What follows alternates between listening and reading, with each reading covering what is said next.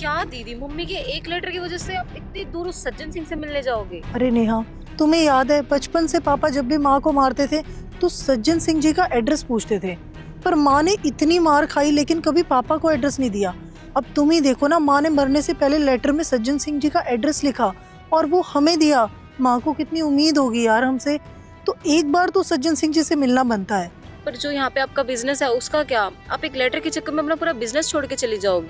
Neha, business दोबारा बना लेंगे, बट मैं ये जानना चाहती हूँ कि इसके पीछे राज क्या है। एक बार तो सज्जन सिंह जी से मिलना ही पड़ेगा। चलो तुम ध्यान रखना, मैं आती हूँ।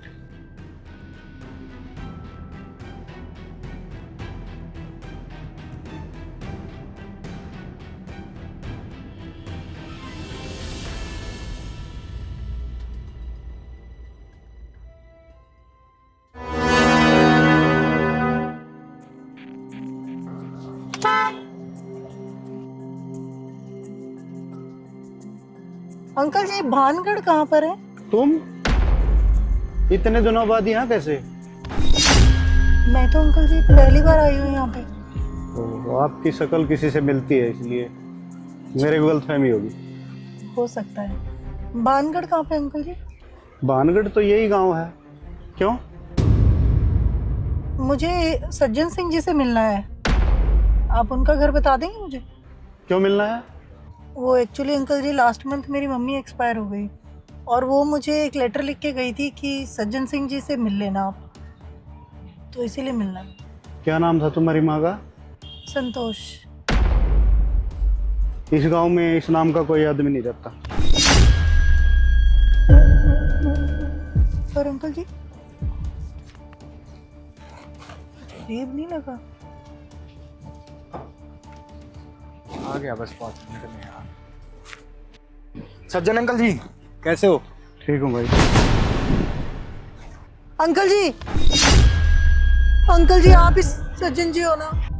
अरे मैंने बोला यहाँ कोई सज्जन नाम का आदमी नहीं रहता। अंकल जी अभी उस लड़के ने आपको बोला सज्जन सिंह। अरे नहीं नहीं, तुमने गलत सुना होगा, ऐसा कुछ नहीं है। अंकल जी क्या छुपा रहे हो, आप बता दो ना। कुछ नहीं छुपा रहा है, ऐसा कुछ नहीं है। कोई इस नाम का आदमी है ही नहीं यहाँ पे। अंकल जी आपको संतोष की कसम। अंकल जी प्लीज सच्चाई बता दो, क्योंकि ये सच या तो सिर्फ मेरी माँ बता सकती थी या आप बता सकते हो। अब माँ तो इस दुनिया में रही नहीं, मैं सारी जिंदगी ये सोचती रहूंगी कि सच क्या था। प्लीज बता दो अंकल जी। अब वो तो रही नहीं, तो आप बता दो क्या छुपा रहे हो। हाँ बेटा, मैं और संतोष एक साथ कॉलेज में पढ़ते थे। मुझे नौकरी न मिलने की वजह से संतोष के घर वालों ने हमारे रिश्ते को मंजूर नहीं किया और तुम्हारी मम्मी की शादी तुम्हारे पापा से करवा दी। वो 2-3 बार मिलने भी आई, लेकिन उसके बाद वो कभी नहीं आई। आपने कभी मेरी माँ को ढूंढने की कोशिश नहीं की?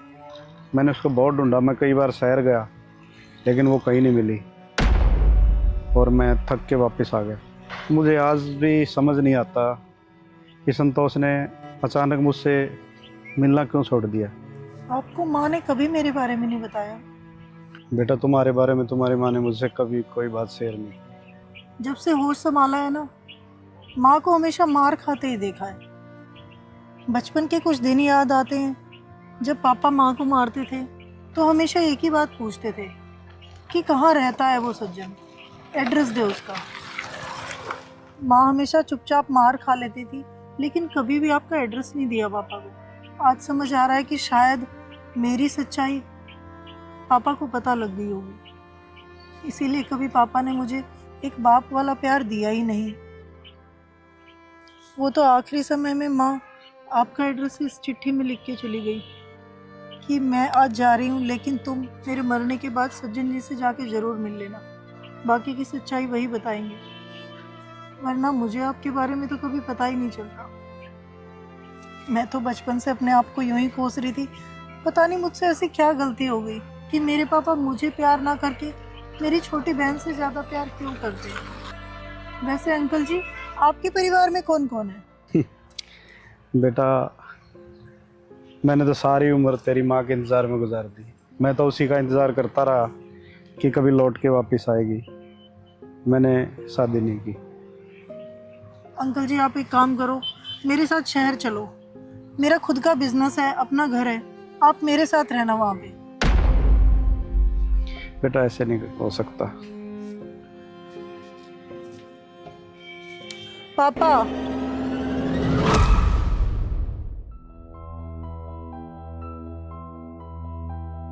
जिंदगी ने एक बात जरूर सिखाई, अपने कभी दर्द नहीं देते, और जो दर्द दे वो कभी अपने नहीं होते।